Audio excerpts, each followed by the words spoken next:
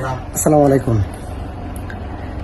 ঢাকা বিশ্ববিদ্যালয়ের সাম্প্রতিক ঘটনা নিয়ে অনেক রকম বিবৃতি বা অনেক রকমের চিন্তার মধ্যে আছে। আমি আমার শুভাকাঙ্ক্ষী যারা আছেন সবাই কইতে চাই, আপনারা এই বিষয়বস্তু নিয়ে এত বিবৃত হওয়ার মতো কোনো কারণ নাই। প্রথমত তার কারণ যেটা আমি আপনারা কইতে চাই, ঢাকা বিশ্ববিদ্যালয়ের ইতিহাসে প্রথমবার মতন সবারই অবাক কইরা বা একটা আলাদিনের সেরেক পাওয়ার মতন একটা পরিবেশ তৈরি করে জামায়াত ইসলামীর বা ইসলাম ছাত্র শিবিরের প্যানেল জয়েছে।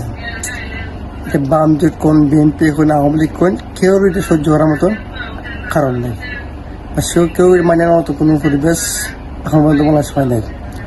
কাজে প্রত্যেকটা দলেরও একটা ব্যতিক্রম চিন্তা বা চোখ আছে, এগুলো ফাঁক করে উতরাই ডাকসু প্যানেল এখনো তারা বিরাজমান বা বিদ্যমান আছে।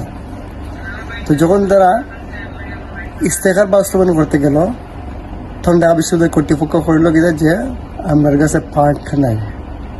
এবং ফান্ড যখন তারা স্পন্সর হিসাবে বিভিন্ন দেশ থেকে আনলো, বাস্তবায়ন করতে গেল, তখন বিভিন্ন সমস্যার সম্মুখীন করা হলো তারা। তো এই সমস্যার সম্মুখীন করার পর যখন তারা আরও আগ্রহ হইল বা আরও গুরুত্ব দিল, তখন জাসকালে কিছু কিছু ক্ষেত্রের মধ্যে জাসকালে বিশ্ববিদ্যালয়ের কর্তৃপক্ষের সাইন লাগে, এই সাইনটা দিতেও তারা গাড়ি মিশো করতেছে, মাসের পর মাস পাড়ে রাখতেছে। যেমন ধরুন মসজিদে এসি লাগানো হয়েছে, এখন কারেন্টের লাইন সংযোগ করা হয়েছে না, নির্বাচনে ঢাকা বিশ্ববিদ্যালয়ের কর্তৃপক্ষ সাইন না দিলে কারেন্ট সংযোগ হইতেছে না।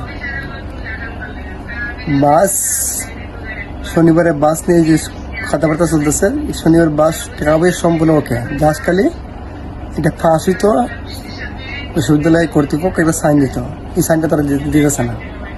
আর এরকম প্রত্যেকটা সেক্টর এরকম একেবারে লাস্ট অপশন আনার পরেও তারা এরকম সহযোগিতা করতেছে।